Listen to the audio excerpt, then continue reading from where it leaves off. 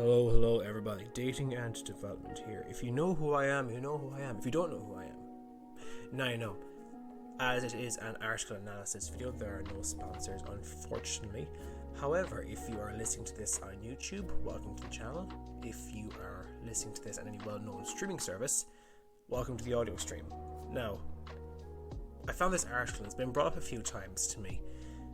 And also, I have watched other content creators like Better Bachelor and a few others discussing this article. I think it's really important to highlight it because it is an important article that men should look at before getting married.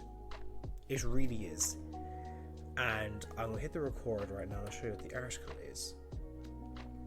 So, it's rolling. There we go. The article is Counterintuitive Trends in the Link Between Having Fun Before Marriage and Marital Stability by Nicholas H. Wolfinger. Okay?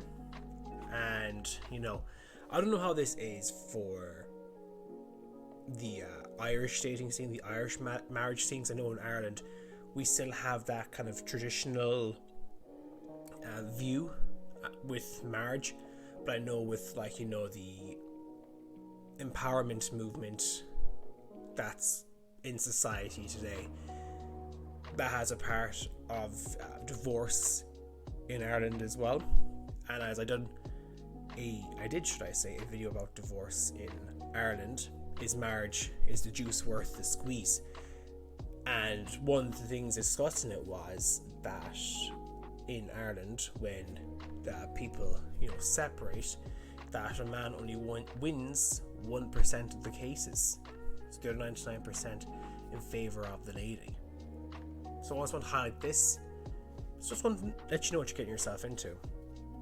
Okay, so it says here that American fun behaviour is much different than it used to be. Today, most Americans think fun before marriage is okay and will have 3 or more partners before marrying. What, if anything, does premarital fun have to do with marital stability? Now, even in Ireland as well, where I'm living at the moment in County Dublin, which is the capital of Ireland, is that it's a lot more progressive in its ideas as opposed to the rest of the country. Because other countries are still rural and they still have that kind of traditionalist views. Dublin's a lot more progressive. And from my experience and from what I've observed and everything else under the sun, is that promiscuity is a lot more prominent in the dating scene. Now, obviously when it comes to dating in Ireland, there's still a big push on relationships in dating, but the rise of ONSs and everything else is becoming more and more prominent through generations. This research brief shows that the relationship between getting separated and the number of partners women have prior to marriage is complex. Now, I'm not going to go through all the article because it's going to be quite long. I explore this relationship using data from the 3 most recent waves of National Survey of Family Growth, NSFG, collected in 2002, 2006, 2010, and 2011-2013. For women marrying since the start of the new millennium, it's going to 3 points. Point number 1. Women with 10 or more partners were the most likely to divorce, but this only became true in recent years. Women with 3 to 9 partners were less likely to divorce than women with 2 partners, and women with 0 to 1 partners were the least likely to divorce. Now, I'll explain the reason behind that in a moment. Earlier research found that having multiple partners prior to marriage could lead to less happy marriages and often increase the odds of getting separated. But attitudes towards frisky behaviour and behaviours continue to change in America. It's the same in Ireland. People, promiscuity is a lot more. There's a lot more of friends' benefits going around with men and with women. And some of the strongest predictors of getting separated in years gone by no longer matter as much as they once did. In Wolfinger's 2005 book, Understanding the Separation Cycle, I don't know if the D word is a demonetized word. I don't want to get hit by the shadow masters of YouTube and get banned.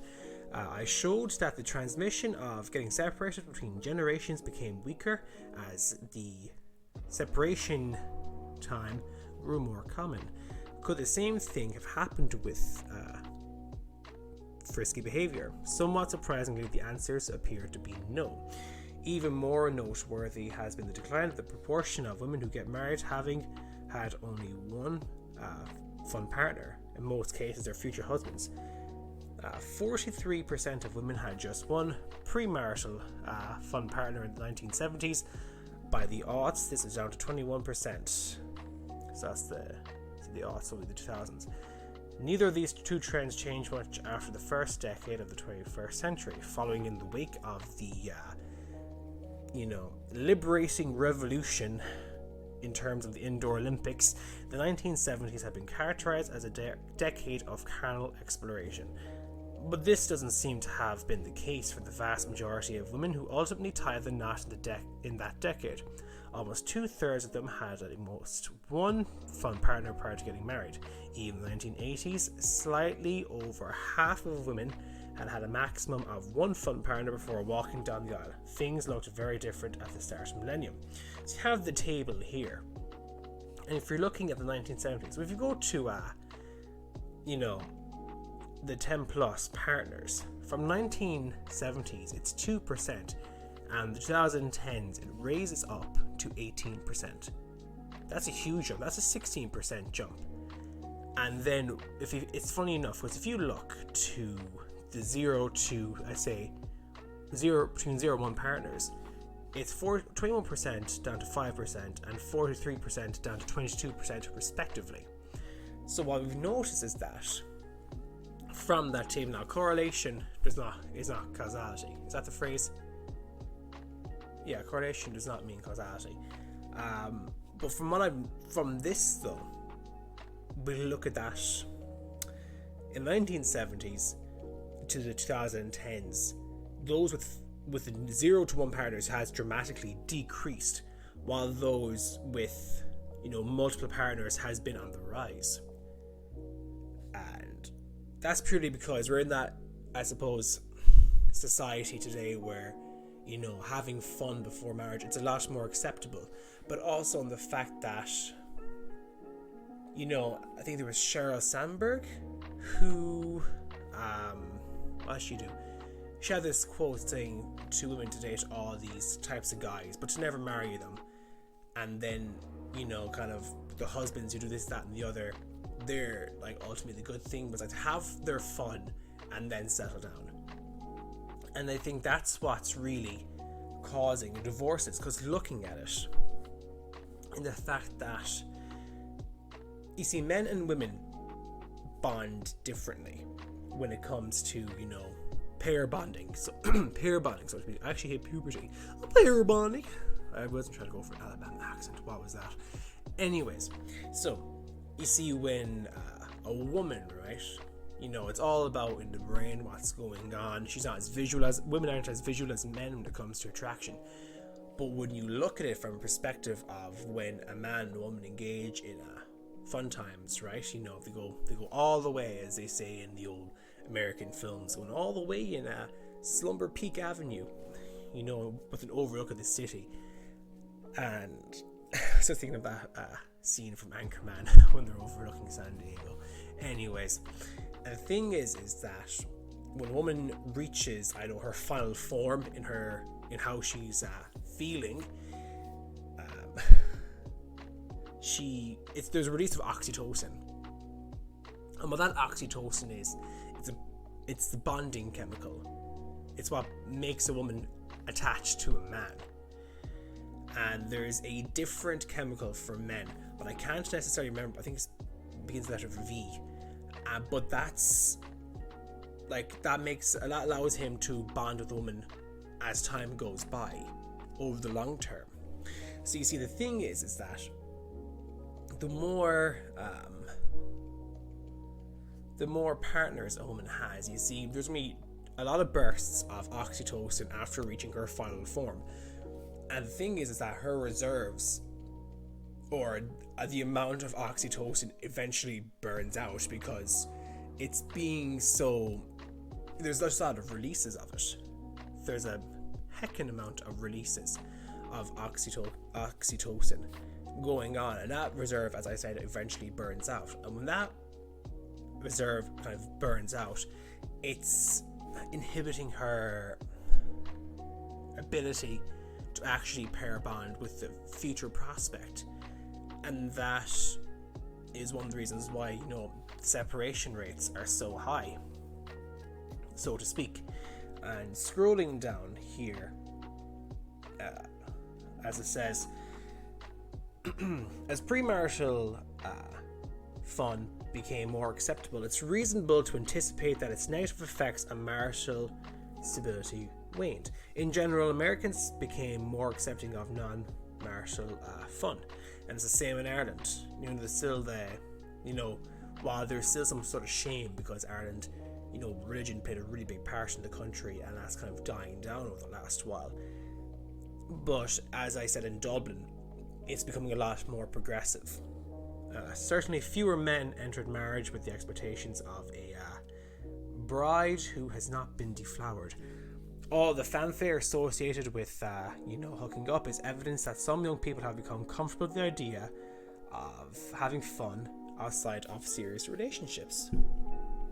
And I think that, now this is what I believe, is that a woman having a high number of partners and a male also having a high number of partners.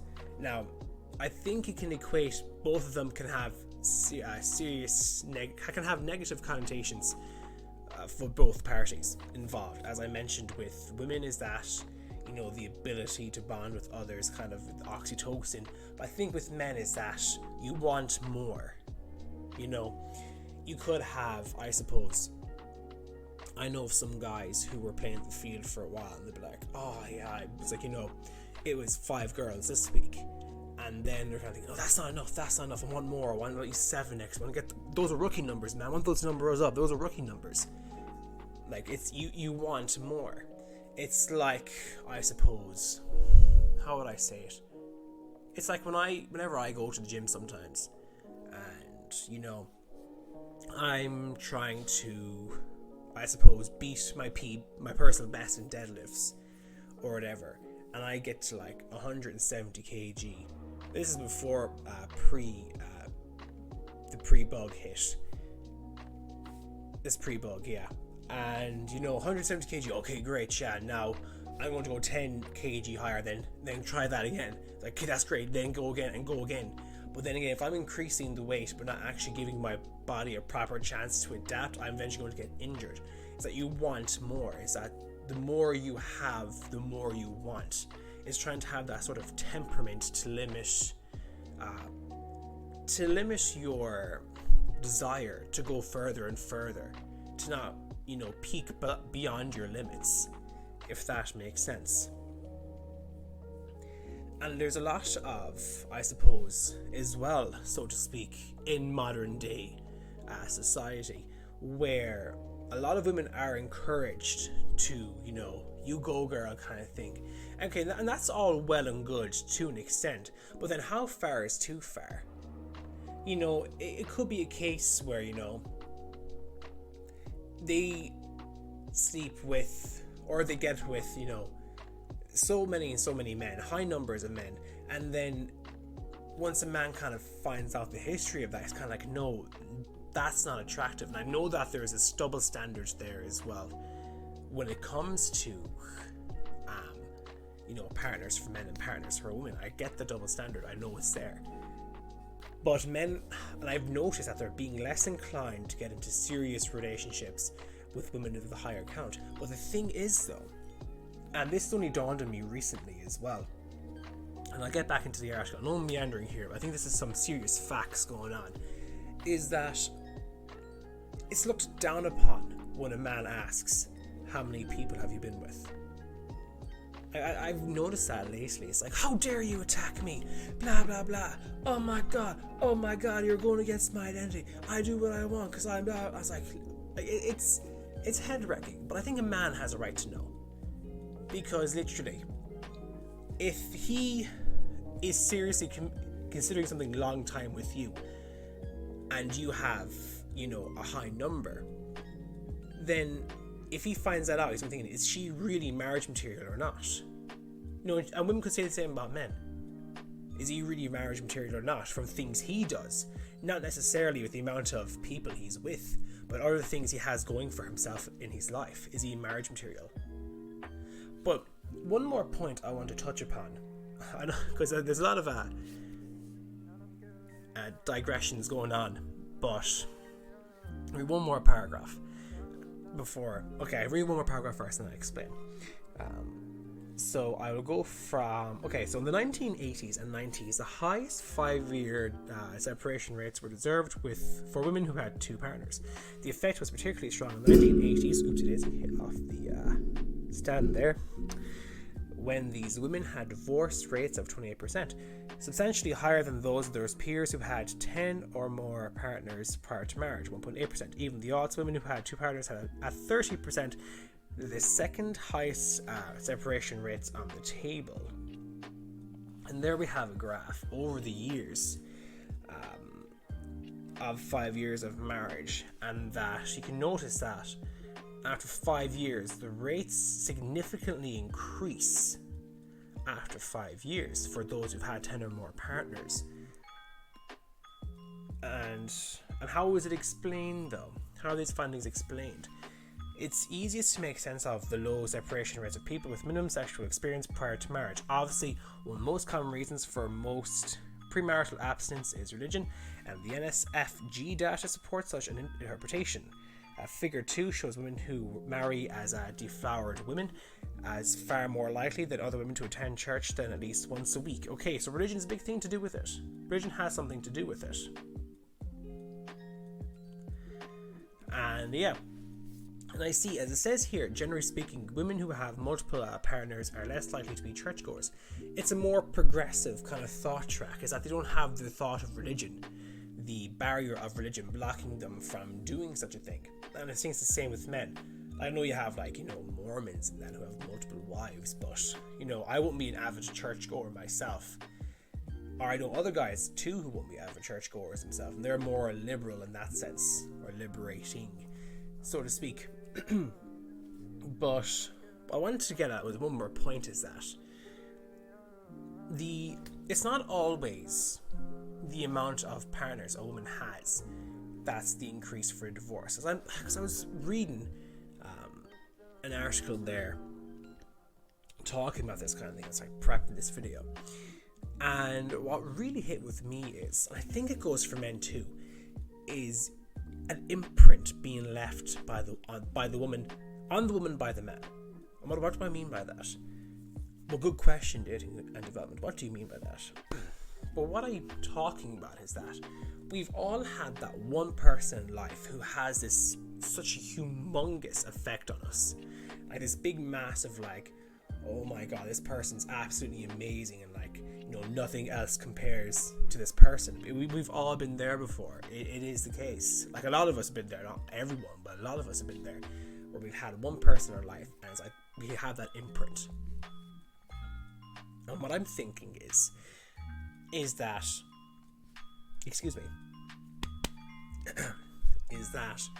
with women and men, the imprint is that when it comes to this kind of marriage thing, or when it comes to dating, a woman can have this one man who leaves this this imprint on her, where she starts comparing everyone else who comes after this guy. Can't stop burping, must be that chocolate milk. So this guy who left this imprint on the woman, and she compares every other guy to him after whatever happened between herself and the guy caused the imprint to dissolve, whatever happened between them dissolved. And I think that could be a reason why, because in a marriage, or even in dating, it's like you could have this new guy in the scene and she's compares, oh, he's not like that, he's not like that, he's not like this, he's not like that. That can happen in marriages too, where she's settled down with the guy for security reasons or anything else like that, right? Maybe it's genuine love, but still, or maybe it's the love that's there, should I say, or how she loves him, or how she perceives her love for him, and that she is like, okay, he's not doing that, like not the other guy used to do, not like the other guy used to do, blah, this guy. She's constantly comparing. So it's not always just the one partner, the multiple partners. It could just be one or two men who cause this. And it's the same for guys as well. Like me, myself, personally, I used to compare ages ago, like after one or two specific people, like, okay, she's not like that, oh, she doesn't do this, she doesn't do that, oh, she's not as kind like this person was to me, this, that, and the other. I used to compare like that. I was like, there's no point in doing it. But the comparison there is that they're truly never going to be happy because they have that comparison there. The one that they really want, the one who got away versus the one who they're with. That makes sense. And this video is clocking in over 20 minutes. So the moral of the story is, typically, higher partner count, the more likely for divorce over the years, or the separation to happen. But it's not always necessarily, that's not always to do with the higher level partner count, even though it has a major factor to do with it. It could be with one or two people who left an imprint on them, men and women. Right, that's the end of the video for today. I will link the article in the description below. Hope you enjoyed. Please like, comment, subscribe, share, really helps. And I hope you have a fantastic day. Take care of yourselves, and God bless. Stay safe.